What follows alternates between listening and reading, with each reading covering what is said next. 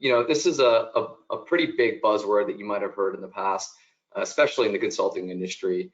Lots of companies have been talking about it. So, what does it really mean? Well, digital transformation is a profound change of business activities with the use of technology.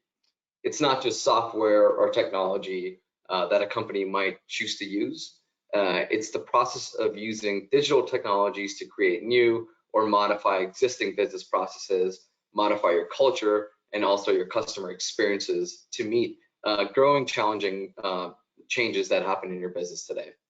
The effort is, really reimagining actually your business as the digital age comes to adapt and evolve. It's also really important to note that digital transformation isn't just an IT initiative.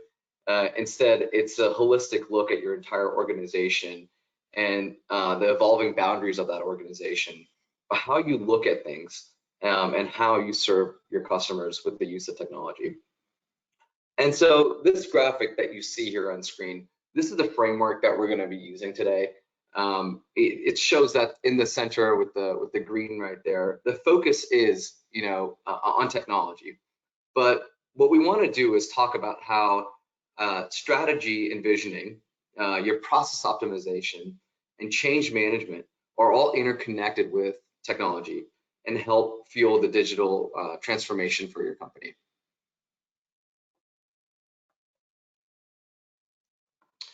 So let's talk a little bit about disruption first before we get into that. We talk about disruption in the sense of breaking apart the status quo, but this is really meant in a very good and deliberate, positive way. It's about taking, what might be ordinary convention, the we've always done it this way, or this is what our current state says it is, breaking that status quo, using creative, visionary thoughts and ideas to disrupt that conventional thought. So it's breaking the status quo, by achieving your vision, by changing the business model of how you operate and how it affects your people, processes, and technology. And there's some negative connotations, right? And let's just maybe get those out of the way. There's some negative connotations when it comes to the word disruption. And quite frankly, those concerns are not unfounded. Here are some of the facts and figures that we threw up on the slide here. It's from Project Management Institute, PMI. They say that 80% of the organizations have undergone significant transformation with technology, but only 25% of those have achieved the tangible benefit that they thought they would receive. Let's think about that. That's pretty scary, right? And the other fact there is organizations waste $132 million out of every $1 billion invested in digital transformation. And that's 13% of the pie, or as I would say, a large piece of the pie that you'll never taste.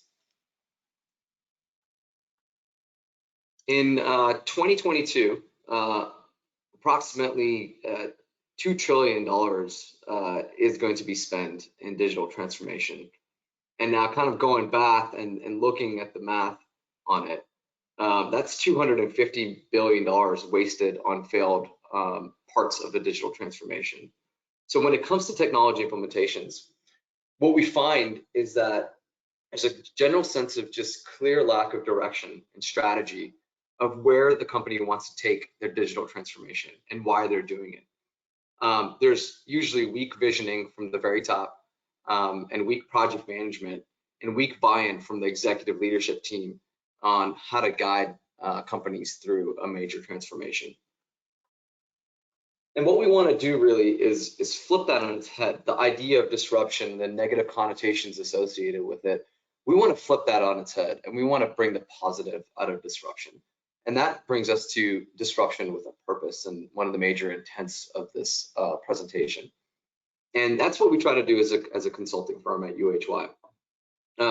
What we did is we polled our clients to kind of just receive some data from them, some feedback on, as a consulting firm, how are we progressing against our goals to help our clients fuel a digital transformation.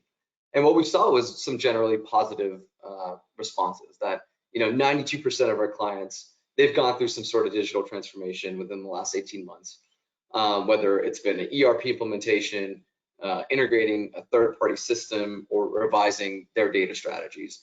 And 85% of those folks felt like they were very prepared, which is, that's awesome, that's great. But 46% indicated that the transformation was highly disruptive to their organization in a negative way. I mean, and if one or two people feel that way about it, that's a pretty high number. But this sort of doubles down on the intent of this presentation, that digital transformations can enable you to serve your customers better. And although they're disruptive, they're in place to again, serve your customer better, make better internal processes, and they're going to be disruptive. But that's the whole point, is to intentionally be disruptive through this process. And some people are receptive to that type of change, and some people are not. And it all depends on what kind of camp and what kind of change are you communicating throughout the process. And so what we want to do is make ourselves more receptive to this, and we want to make ourselves more intentional through the disruption. And this is the idea that you are being very thoughtful on how you're going to consciously control that change. And if you're going to control that and change, and you want to communicate the idea in a very positive manner of this disruption. This is positive disruption that's going to happen. And if you're able to do that, amazing things can happen for your company's people, process, and also technology.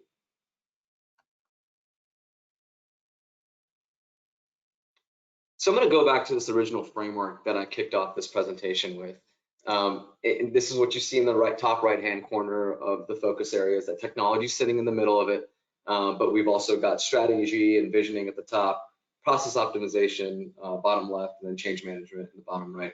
And I'm going to first talk about strategy and visioning, because that's really where the entire process starts with your digital transformation. So let's start off with the strategy and vision. And the whole idea here is your strategy and is your vision ready? And you'll be surprised at how many executives don't know what their strategy and vision are. We've gone to numerous clients and held numerous strategy and visioning workshops to get our clients oriented on this topic. This is very important for a few reasons, because one, understanding your strategy really influences the technology decisions that you're going to need to make. For example, are you currently in the B2B business, but eventually want to start e-commerce? That's going to influence the technology path that you take. And another example is, are you looking at how are you servicing your customers of today, rather than how are you going to service the customers of today and tomorrow? And thinking in that long-term path really sets you up for your next frontier on where your digital transformation goes. And so these are really important considerations when considering your digital transformations that you're about to go through, since strategic decisions right now significantly impact the success of your digital transformation. And let's talk about your company's vision. Your vision, and when you're establishing that, that's something where you can be, it really needs to be spectacular, and it needs to be, and lack of using another word, it needs to be visionary. Your vision is really your rally cry for your company and your people that work for your company. And it's really important to clearly define what it is. So your vision should define why you're in your business and what are you trying to accomplish.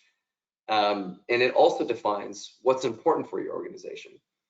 And it's a driving force behind everything that your company does, and what goals that your company is going to make to connect to that overall vision when you're thinking big.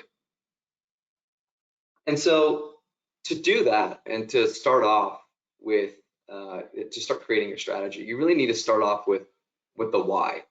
And the why is really important. We start here with all of our clients when we're doing this strategy and visioning sessions. It's really starting with, why are you in this business? And according to Simon Sinek, who is an amazing consultant, a marketeer, and also an inspirational thinker, he says that most companies know what they do, and they also know how they do it. but they don't know why they do it.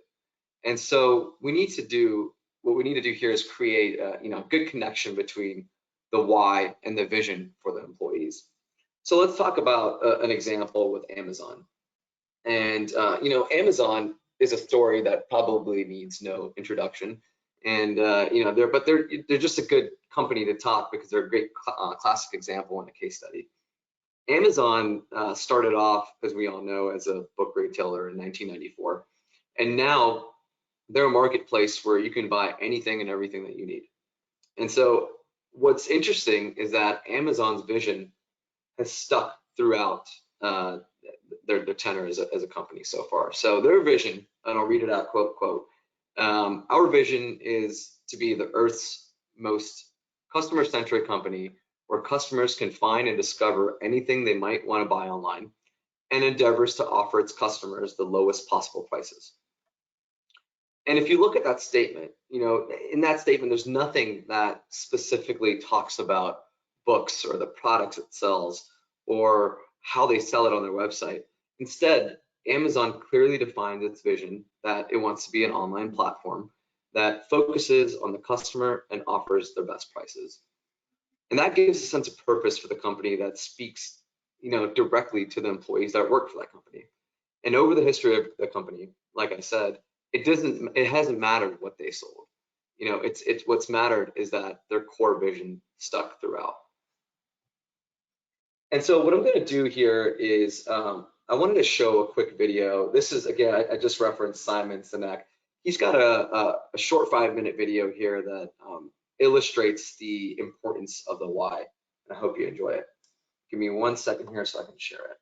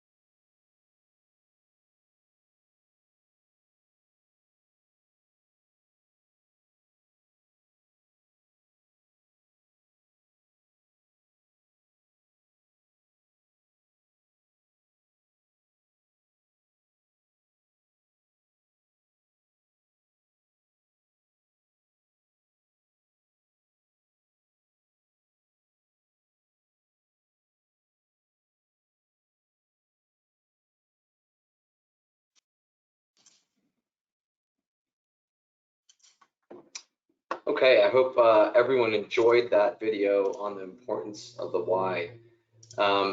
Just want to confirm that my screen is still working.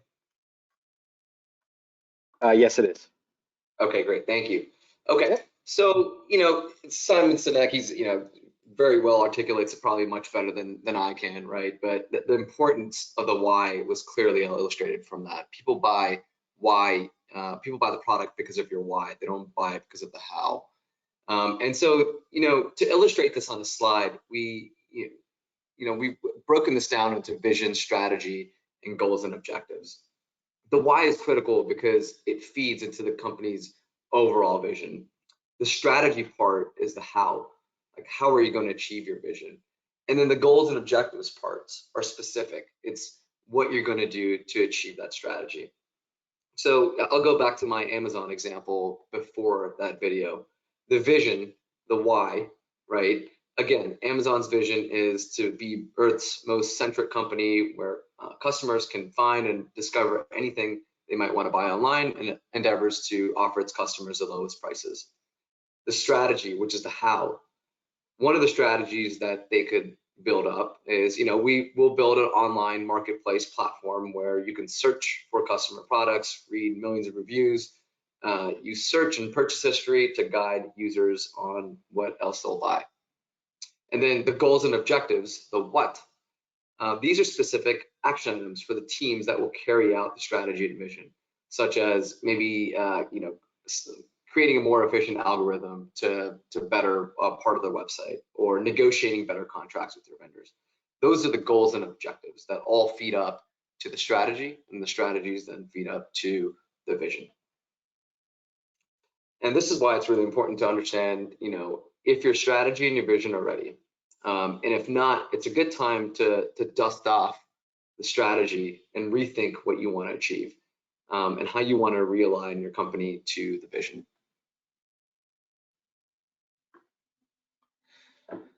Okay, the next second area that we're going to focus on today is process optimization. And the main fundamental question we're asking here is, are your processes ready? Too many times, we've looked at companies that, don't understand what their current state process is, where, they'll select a new software, your processes will inevitably change, and a disruption is going to happen because your people are going to have to work in new processes. We have clients that we've operated with 20-year-old technology, and they're looking to upgrade that technology. So when you're implementing that new technology, you'll need to change and optimize your processes during that transformation. And this is where you're primed to do that. So with the business process optimization, what can you do, right? Again, the point here is to intentionally disrupt the status quo, because you're striking when the iron's hot. This is where you've got an opportunity that you can take advantage of the fact that change is coming, and then you could be creative and also imaginative on what your future state looks like. This is a good time to take a comprehensive view of your business operations and set the stage for the strategies and vision that you just created. Your focus should be on identifying gaps to the processes of where you'd ideally like to be, eliminating waste and process inefficiencies, and documenting what your future state process should look like. So when we talk about redesigning what the future state of your processes look like, the systems today are highly configurable. And you'll have the opportunity to really look at your processes from a ground up and create new processes to align to the configurations that you can make in your system. And so by visioning out what your future state process looks like, you can redesign them, configure the tool the best way you want to, and go with that approach. The key here is being prepared and putting the time in to work on your processes before you envision what your technology is going to be implemented like.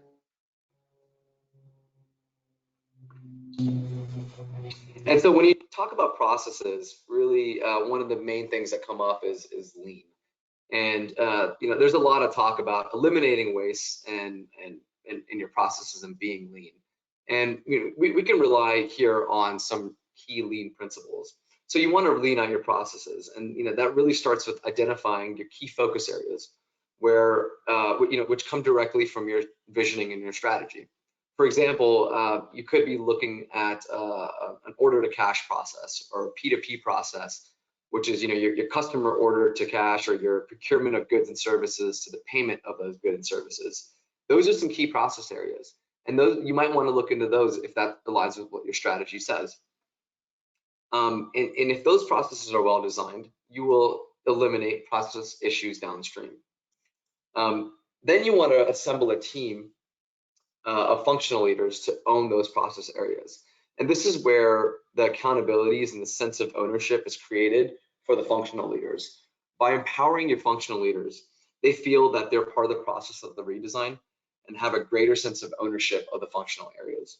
These key subject matter experts oftentimes know, what's the best way to go about this process. They just haven't been heard. And this is the place where you want to tap into that internal knowledge to create new processes to lean out your current state processes. What's really important here is having that strong executive sponsorship from the top, who understands why this change is going about, who understands the visioning and the strategy, and who can strongly communicate why this change is needed. These individuals, they champion the change effort. They make the key decisions on how to steer the scope of this change. Also, they encourage buy-in from their employees. And again, speaking of encouragement, I think the next bullet here is about communication. And oftentimes, this is where transformation efforts fall flat. The need for clear and concise communication and of objectives and goals of the project, and the change that's going to happen to the associates who are working the change, are very critical in this type of change. And not only does it help manage the effort of the change by communicating, but it also empowers the employee. And so the last bullet here is taking it to the Gemba. And the Gemba is what we define as taking it to the level where the work is performed, and sitting side by side with the people who are actually procedurally doing the click by clicks to understand what their process looks like. And oftentimes it's them and also their direct leaders and supervisors that have the best ideas of how to make a process more lean, since they've been living in it for so long. So to go along with how we assess administrative waste and get more lean, right? This is a graphic here that shows the 8 different types of waste, and we call it the waste wheel. It's a tool that we commonly use when we're performing these business optimization process efforts with our clients. And so, for example, let's talk about a process maybe in the staffing industry, where you've identified a client for a client project, and you've decided to set them up for a client. There may be a series of forms that need to be filled out, and maybe you miss one form of the employee because a checklist wasn't created. Well, because of that, you experience the defect waste here, which is the first one. That defect waste, leads to rework in the process. And so we look for areas of rework, make corrections to the process's root cause to fix this. Over processing is another one, where extra steps or extra forms are optional, maybe not required, but you're collecting too much, and that's really slowing down the overall process. So that's over processing. Another one here, which we see oftentimes, is untapped potential, where you've got high quality employees that are bogged down by working non-value added tasks, such as working through defects or working through over processing issues, where these employees, they're capable of so much more to get these higher valued items done, but they just can't get it done because they're bogged down by other types of waste. So untapped potential happens at every organization where creativity gets suppressed by other forms of waste. So, from here, what we do is an operational assessment. And remember, this is your opportunity to disrupt the status quo. The goal of an operational assessment is to address points of pain and re-engineer the way that you work. So in this case, we'll take a deep dive into some key focus areas and conduct an operational assessment to determine what are your main points of pain. This is also the opportunity to really think through what your end-to-end processes look like and how you want to realign those to make them best from both your company and also your customer standpoint. You want to identify gaps in internal controls. This one's important. Employees generally want to do a really good job, but they're inhibited by either a bad process or bad technology, or sometimes even both. This can be because a software isn't configured correctly, or there's a waste component in a process that deviates themselves from an ideal state process. What happens because of that is that employees begin to create what we call workarounds to circumvent what systems and processes their incapabilities are. Examples of these workarounds, they include manually maintained spreadsheets, Word documents, sticky notes, reference tables, things of that sort that are really taken out of the system of record. And those are workarounds. Ideally, you want to maintain those key elements within your system of record. They should be embedded there. But users tend to figure out ways around the system in this. And so the approach during this process redesign during a digital transformation is to map out your future state and ensure that your processes don't have these workarounds, and capitalize on your full stack of technology to get you there. And there's always a good cross section between the alignment of, and it's a sweet spot between both what's good for your processes and what's for your technology. So this is at the end of the day, your operational assessment is really where you have the opportunity to disrupt the status quo. So what we use here are some process re-engineering tools, and there's a few of them here shown as screenshots on the screen. We do Visio process maps to kind of map out end-to-end processes. The process maps can, they can also include various roles and cross-functional departments that own process areas, so that when you're thinking through this, you're thinking through it with a cross-functional lens. We also create policy and procedure documents that clearly define purpose, scope, responsibilities, and procedural steps for processes and policy areas.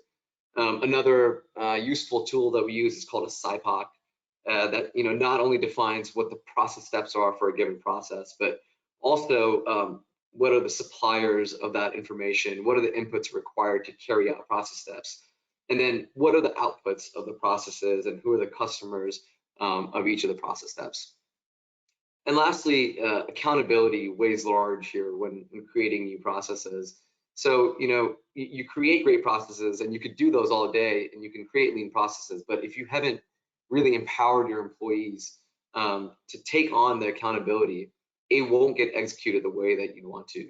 So we leverage RACI charts. These define process steps and identify what roles and responsibilities are in these process steps. So it defines who's responsible, accountable, consulted, and also informed during process steps. And that just helps to show the accountability across all the process areas that you are re-engineering. So that's the process piece of this presentation. The next one is about your technology and really, the crux of this presentation. And so one of the things that you want to ask yourself is, before you get into a technology selection or before you go into digital transformation, you want to ask yourself, are you currently leveraging what your existing technology is today? And what you have in place in system oftentimes can be leveraged, or there could be a click of a button or a toggle that turns something on. I recently heard that companies on average use only 30% of what their current systems have to offer. That's 30% of existing features that are already inbuilt in your system. And so just let that sink in. So before going out to purchase a new tool or software and spending a lot of money doing an evaluation and spending a lot of money in the software, it's really important that you understand what you currently have in your system stack. You don't want to add anything new to a system stack that you already have the capability of doing. Your existing system stack might be perfect for what you need. You just need to turn something on and it could work. We've seen this happen in many cases.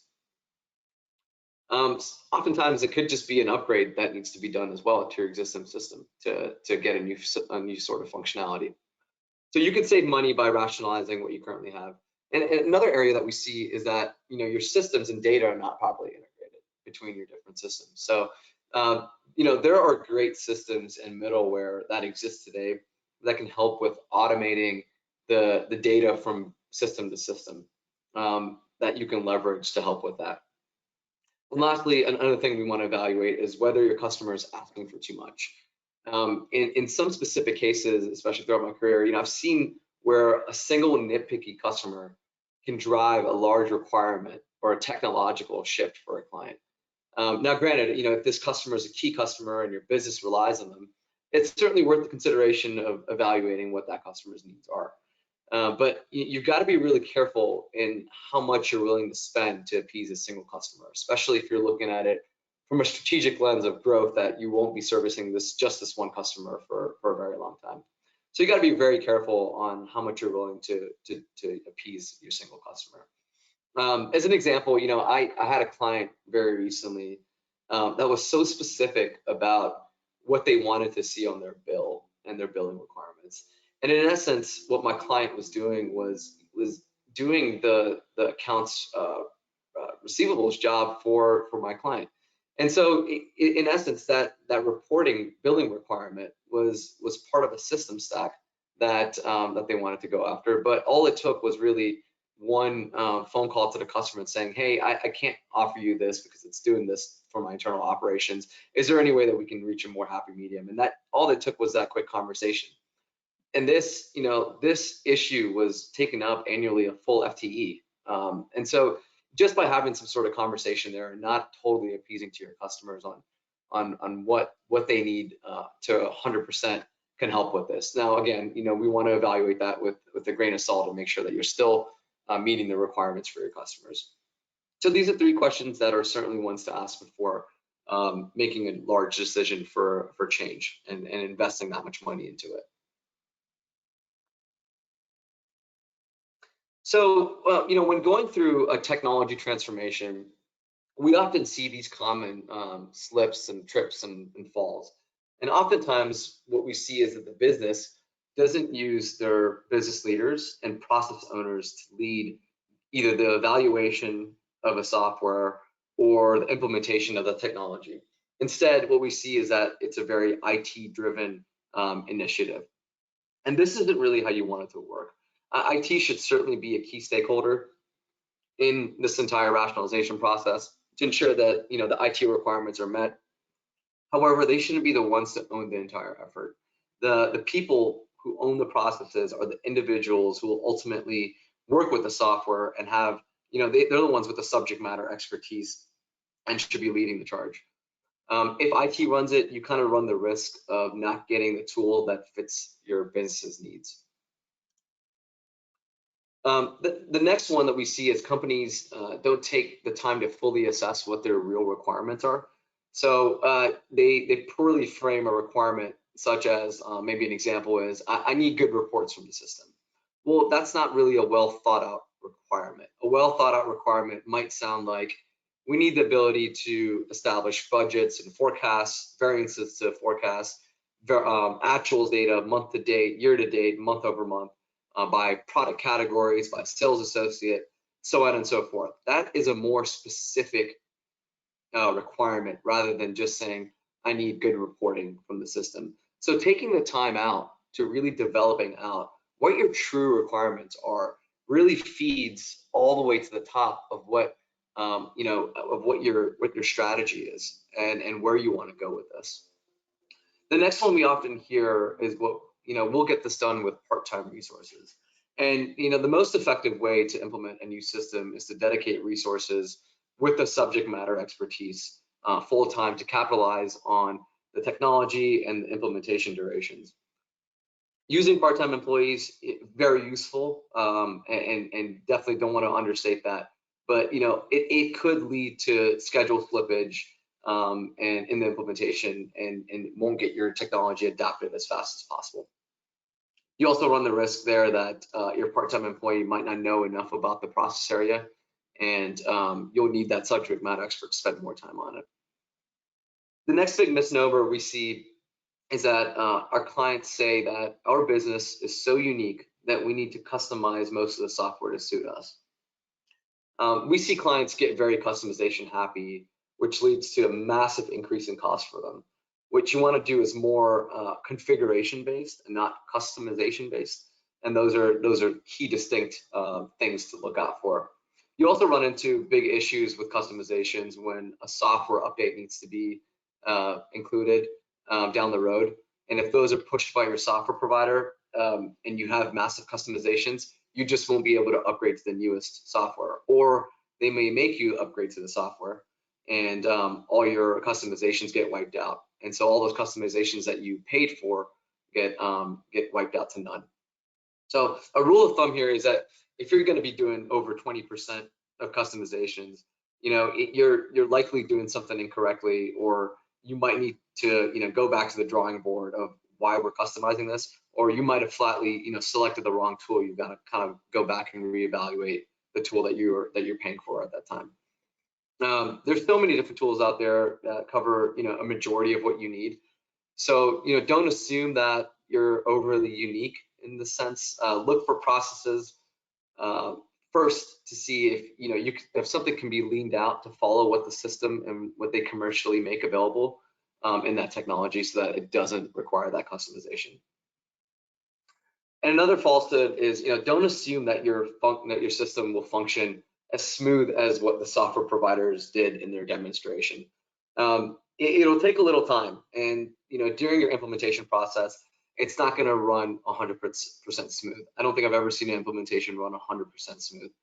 There are going to be pitfalls, but with the right planning, you can ease those pitfalls or anticipate those.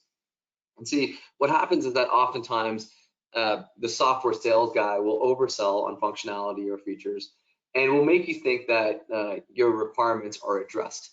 I recently had a client that was sold a time entry tool, and it was promised that there would be a dedicated mobile application for their employees to clock in and clock out using that tool. And it turns out that they didn't have a mobile application on that tool. What they had instead was a website that they could access with their browsers on their phones. And so completely different oversell there, right, on what could actually be provided. And so that led to a lot of issues in the sense that the web app didn't function as intended. So the point there is that you might be oversold on some things, and it's really important to understand that your system is not going to function as smoothly as what it did when they demoed the software to you. The next one here, we've heard this, is that we want to have one big bang rollout. So they want to implement everything from day one.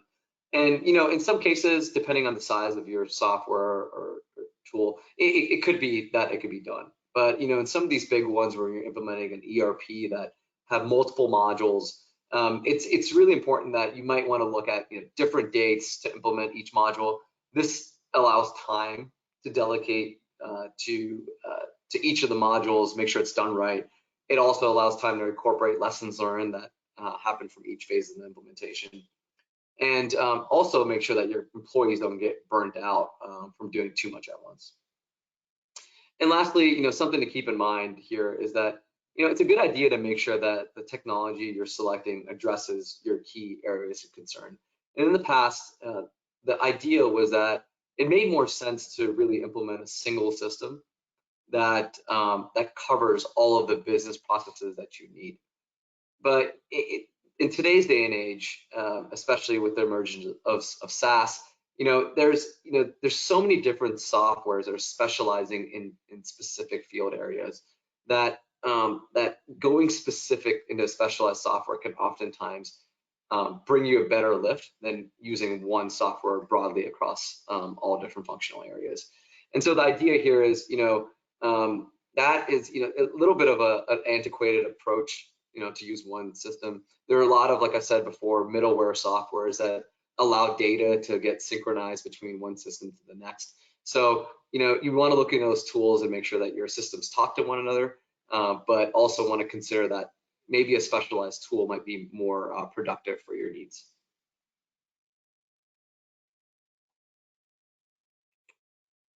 Okay, And so the last piece here of this puzzle is the change management piece of it. We talked about visioning now, we've talked about the process optimization, we talked about technology. And this piece for change management really talks about its people and change management.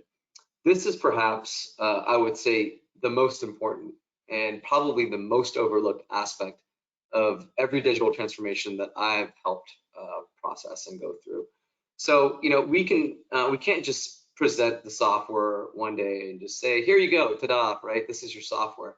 The change needs to be communicated well in advance so that the ownership and the buy-in, that really gets communicated at the very beginning of the journey. And the best way to do this is to build a comprehensive change management structure and a continuous improvement structure. We want users of the technology to adapt and to adopt the technology as quickly as possible. And so if you start with change management in mind and you work to evolve your organization that way, you can bring along positive change and your implementation will be a lot more successful if this is communicated up front. So, for a lot of companies that we work with that have the technologies, some of them have had them for a very long time. And we ask them why they do their processes the way they do it. And typically the answer is, we've always done it that way, or this is what I've been taught. And in a lot of cases, they've never had a continuous improvement culture ingrained into their backbones. So what does continuous improvement bring to the table? Well, by instilling this type of culture, not only builds a foundation for adapting to change, but it also empowers employees to be passionate about the change. If employees are in the driver's seat for a change, they'll get the sense of ownership and they'll want to continuously bring about change. They're involved with the change, and them being involved early on in the process will empower them to be more entrepreneurial and to kind of always think about, how can I make this process better? And they want to be involved.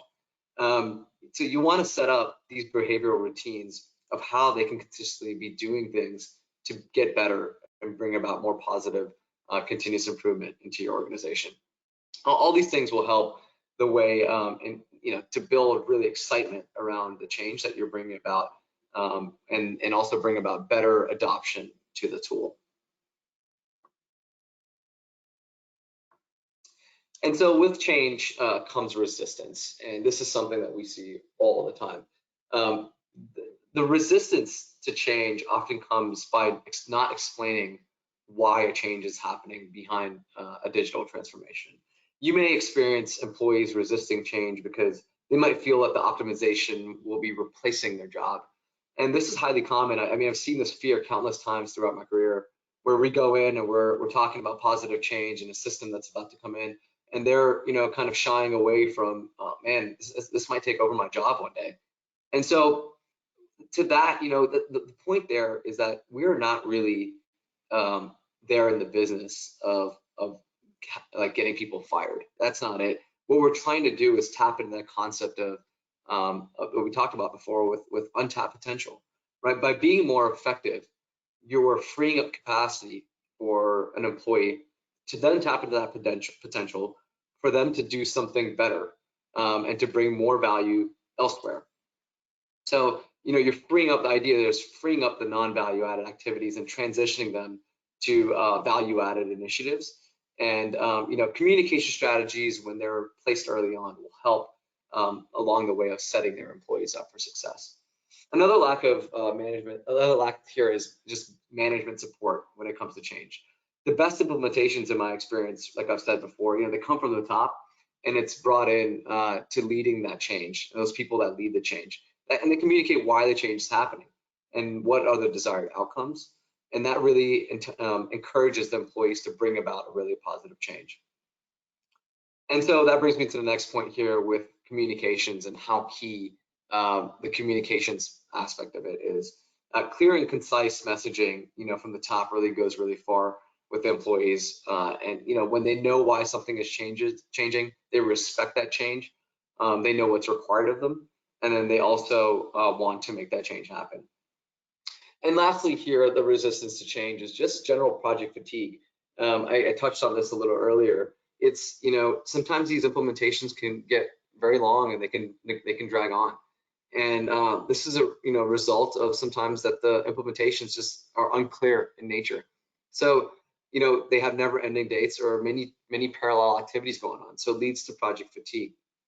So the point here is you want to address that project fatigue by again communicating that change, that a positive result is coming at the end of it, and to help employees power through. So this brings us to the idea of what we call OPMS. And this is what we call the Optimal Performance Management System. This is a methodology that we've created to help our employees, our clients create, enforce, sustain change in their organizations. And it's about continuous improvement in 5 components. The components being measure, empower, publish, communicate, and celebrate. And again, it starts with your corporate strategy and why, and that's really the guideposts of how you go through this cycle. So let's start with measuring. These are measurements that you want to track your company by. So this is really taking the time to develop out your KPIs and KRIs, and these are passed down to your employees and your employees' employees. And in order to get get it over to them, what you want to do is get these into the hands of the decision-making people in your organization, which then in turn empowers them. So the second step here is empowering and handing over that decision-making to them. And sometimes it's letting your employees try new things and learning from their successes and their failures. In my career, I can speak specific to this, that I've learned a lot through my failures. And even though they were tough in the moment, my failures help allow me to learn, and it allowed me to shape, it shaped me to who I am today.